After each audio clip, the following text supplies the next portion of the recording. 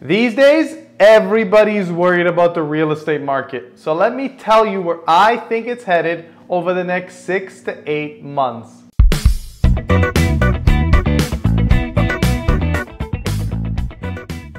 Down. The short answer is real estate market is headed down. Now, I remain overall bullish on the Canadian housing market long term, and I fully believe that our long-term trajectory is upwards. After all, our population is growing at the fastest pace amongst advanced global economies. Our immigration targets are record high, and our new housing minister says that there are no plans to trim these targets. Canada continues to be a desirable place to call home, especially during these turbulent geopolitical times. Oh, and by no means are we actually building enough housing. According to housing analysts, we need about 150,000 new housing completions by 2025, yet according to the Ford government report that was published in 2023, the private sector is projecting 83,000 new housing completions all the way up until 2026. In other words, these housing completions have to double magically. If you look short term, however, there are glaring issues. On October the 25th, Bank of Canada just had its policy rate meeting, and they chose to keep the interest rates unchanged for the second time in a row. Take a listen to Tiff Macklem. Today we maintained our policy interest rate at 5%. We're also continuing our policy of quantitative tightening. Inflation has come down a lot since the summer of 2022, but as every Canadian knows, it's still too high. We held our policy rate steady today because monetary policy is working to cool the economy and relieve price pressures, and we wanted to give it time to do its job. But further easing in inflation is likely to be slow, and inflationary risks have increased. By the way, I fully believe that the Bank of Canada is completely done raising rates at this point. So Tiff Macklem, in the video that you just watched, mentioned that the rate of decline for inflation is projected to be slower than Bank of Canada expected. How slow, you're wondering? Well, Bank of Canada just revised the projections for inflation decline to return to their baseline target of 2% from mid-2025 to the end of 2025.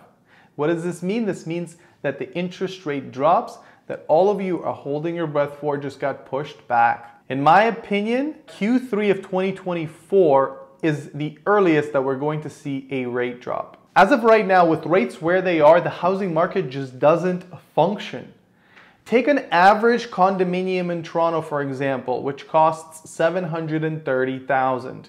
With a healthy 20% down payment, 30 years amortization, and the current interest rate of 6.8%, your monthly mortgage payment is $3,770. The average rent for this type of unit is $2,800 a month. When you factor in maintenance fees and property taxes, every single condo investor is cash flow negative $1,500 on any average Toronto condominium. In order to just break even, prices would have to decline by $200,000 or rents would have to shoot up another 60%.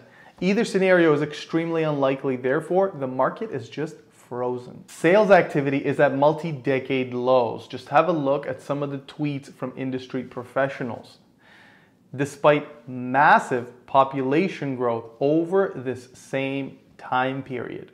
And resale inventory continues to pile up still. Have a look at this chart showing a total inventory of Toronto residential listings on MLS. If you track the blue line, you can clearly see inventory is growing rapidly and we are well above the November 1st resale target. This is after you factor in the fact that October tends to be a slower month and traditionally a month where real estate inventory begins to taper off and level out. Rental inventory is piling up. Just 4 to 5 months ago, we used to rent units with a full year's rent up front. That's how competitive it was. Today, renters have a ton of choice and a lot of inventory. Just have a look at this chart showing the total number of residential lease listings on MLS if you pay attention to the orange line. We are sitting at the highest level of rental inventory since spring of 2021. So why is rental inventory growing so rapidly? Well, because all of the sellers that have been on the market now for a number of months are capitulating and they're putting their units up for lease instead. This is boosting the rental inventory. Not only that, but new condo completions, which were scheduled for 2023, and they were actually record new condo completions, are finally coming online, which means that some of these condos are completing and taking occupancy. This will provide even more units on the rental side. The longer Bank of Canada holds interest rates at these levels, the faster our economy will slow, as people gradually renew their mortgages from the low interest rates that they had previously into today's incredibly high rates. Consumption, discretionary spending, and the economy are undoubtedly going to slow. If you ask me, Canada's GDP has already been incredibly weak over the past couple of quarters, and the Bank of Canada expects it to continue to be weak for the next 3 to 4 quarters. Listen to Tiff here. Going forward, we've also downgraded our outlook over the next few quarters. We're expecting growth below 1% for the next 3-4 quarters. In terms of, is that a recession? No, it's not a recession. It's low positive growth. Having said that, if you're predicting low positive growth, you can't rule out that, we're talking about small positive numbers. You can't rule out we're going to get some small negative numbers.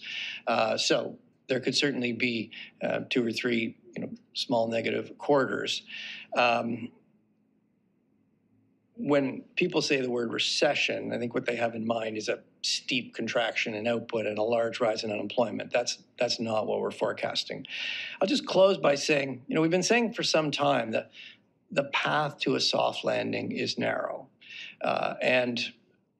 In this projection, that path has gotten narrower. Basically, Tiff is saying that the Bank of Canada is expecting low positive growth without ruling out low negative growth as well, aka a recession. Bank of Canada governor will never openly admit the fact that there may be a recession, because then it'll turn into a self-fulfilling prophecy as people pull back their spending. So if you ask me, this is as close as it's going to get to an admission that we will in fact enter a recession shortly.